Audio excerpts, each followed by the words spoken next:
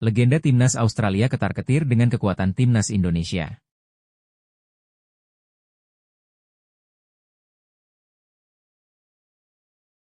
Meski banyak pemain inti tak bisa main lawan timnas Indonesia, Tony Popovic siapkan cadangan amunisi.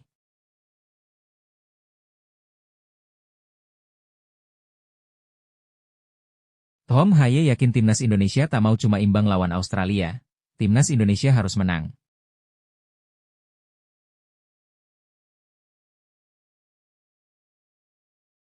Sungguh di luar dugaan, bermain 10 pemain, Madura United berhasil tumbangkan PSIS Semarang 1-2.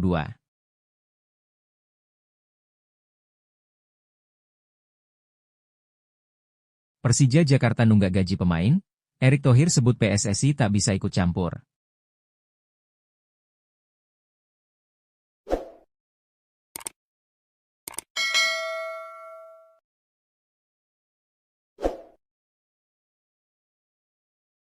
Legenda timnas Australia, ketar-ketir dengan kekuatan timnas Indonesia. Legenda timnas Australia, Tim Cahill, ketar-ketir dengan kekuatan timnas Indonesia.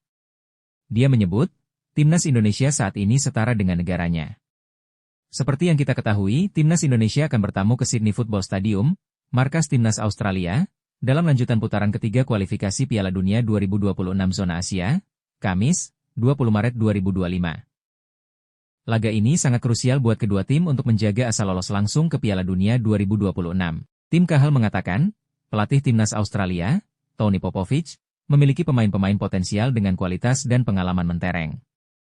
Namun, persaingan dalam fase grup C juga cukup ketat di antara setiap kontestan. Dia memiliki kumpulan pemain berbakat.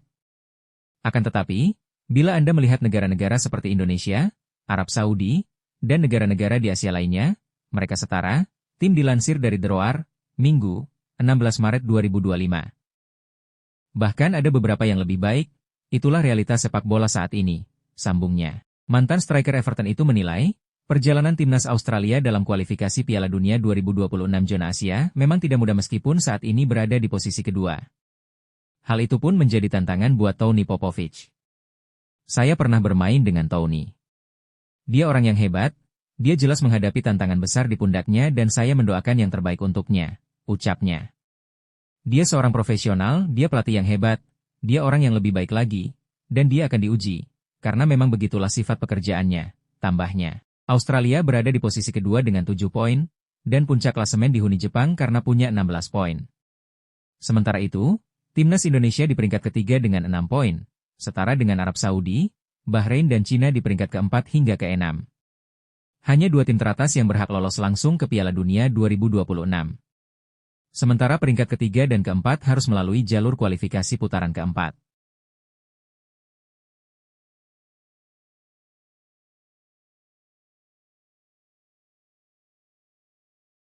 Meski banyak pemain inti tak bisa main lawan timnas Indonesia, Tony Popovic siapkan cadangan amunisi.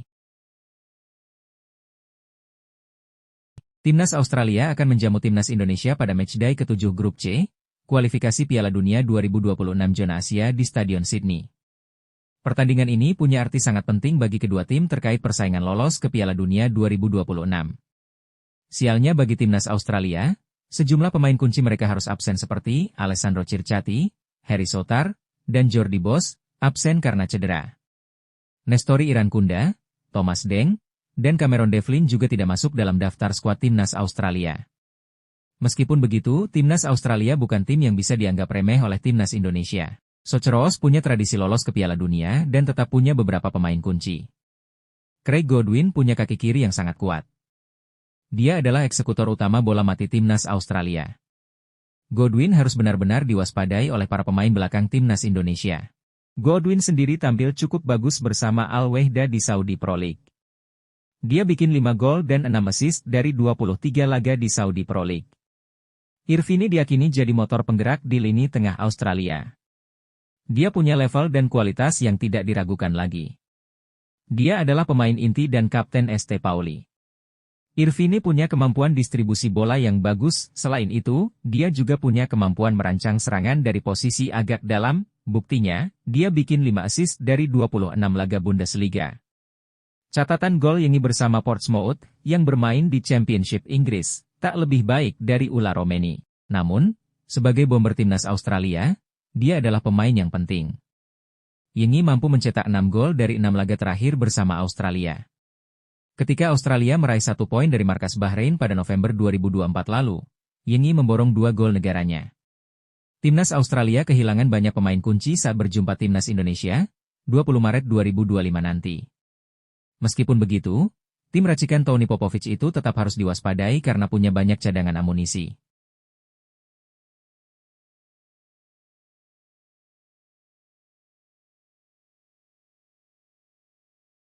Home Haye. Yakin timnas Indonesia tak mau cuma imbang lawan Australia, timnas Indonesia harus menang.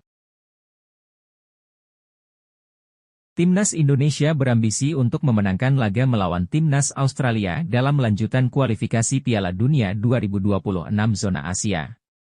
Pemain timnas Indonesia, Home Haye, menegaskan bahwa mereka datang ke Australia bukan untuk hasil imbang, melainkan untuk meraih 3 poin. Kami memainkan setiap pertandingan untuk menang. Kami tak akan pergi ke Australia untuk mengincar hasil imbang. Kami ingin menang, jelas Tom Haye dalam sebuah pernyataan di saluran YouTube pribadinya. Pertandingan antara Australia melawan Indonesia dijadwalkan berlangsung pada 20 Maret 2025 di Sydney Football Stadium. Setelah bertanding melawan timnas Australia, timnas Indonesia juga akan menghadapi Bahrain pada 25 Maret 2025 di Stadion Utama Gelora Bung Karno, Jakarta. Di kandang melawan Bahrain, kami ingin menang, ucap gelandang yang kini bermain untuk klub Eredivisie, Almere City itu. Jadi, berapa poin yang bisa diraih? Tujuannya adalah 6 selalu, setiap pertandingan Anda ingin menang. Timnas Indonesia memang harus menghindari kekalahan dalam pertandingan melawan timnas Australia dan timnas Bahrain, untuk tetap menjaga peluang lolos ke Piala Dunia 2026. Timnas Indonesia saat ini berada di peringkat ketiga grup C, dengan total 6 poin dari 6 pertandingan, hanya terpaut 1 poin dari timnas Australia yang ada di posisi kedua.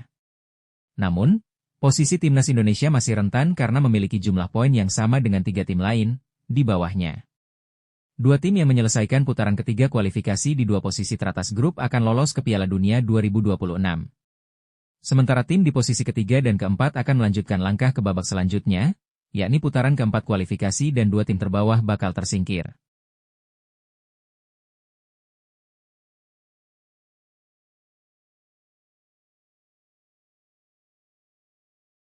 Sungguh di luar dugaan, bermain 10 pemain, Madura United berhasil tumbangkan PSIS Semarang 1-2. Di luar dugaan, Madura United berhasil mencuri poin penuh dari kandang PSIS Semarang pada laga tunda pekan ke-26 Liga 1 2024-2025. Madura United menang dengan skor 1-2 meski bermain dengan 10 pemain. Laga PSIS Semarang kontra Madura United berlangsung di Stadion Jatidiri, Semarang, Minggu, 16 Maret 2025. PSIS Semarang langsung menebar ancaman menit ketiga. Tembakan Galih Freitas dari dalam kotak penalti masih mampu diamankan Miswar Saputra. Madura United berhasil mencetak gol pembuka menit 18. Gol dicetak Pedro Monteiro melalui tendangan akrobatik dari jarak dekat, skor 0-1 untuk Madura United. PSIS Semarang mendapatkan peluang emas menit 31, sepakan berbalik badan Gustavo Souza mampu diantisipasi Miswar Saputra. Miswar Saputra kembali menunjukkan aksinya di bawah mistar gawang. Tembakan Galih Freitas dari luar kotak penalti mampu ditangkap sang penjaga gawang. Menit 37, PSIS Semarang memperoleh kesempatan melalui tendangan bebas. Eksekusi Septian David Maulana yang mengarah ke tiang dekat mampu ditepis Miswar Saputra. Wasit memberikan tambahan waktu 3 menit.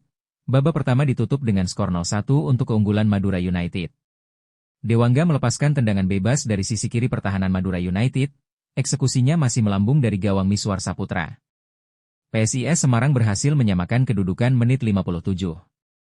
Mendapatkan umpan lambung Galih Freitas, sundulan Gustavo sukses merobek jala gawang Madura United skor 1-1. Madura United harus bermain dengan 10 pemain sejak menit 66. Itu terjadi usai wasit meninjau VAR dan memberi kartu merah kepada Krimpalik yang mencekik Rahmat Syawal. Unggul jumlah pemain, membuat PSIS tampil lebih menyerang. Namun usaha Septian David Maulana dan kawan-kawan tak kunjung membuahkan hasil hingga menit 80. Madura United justru berhasil mencetak gol kedua pada masa injury time. Andi Irfan sukses menjebol gawang Syahrul Trisna, skor 1-2 untuk kemenangan Madura United bertahan hingga laga berakhir.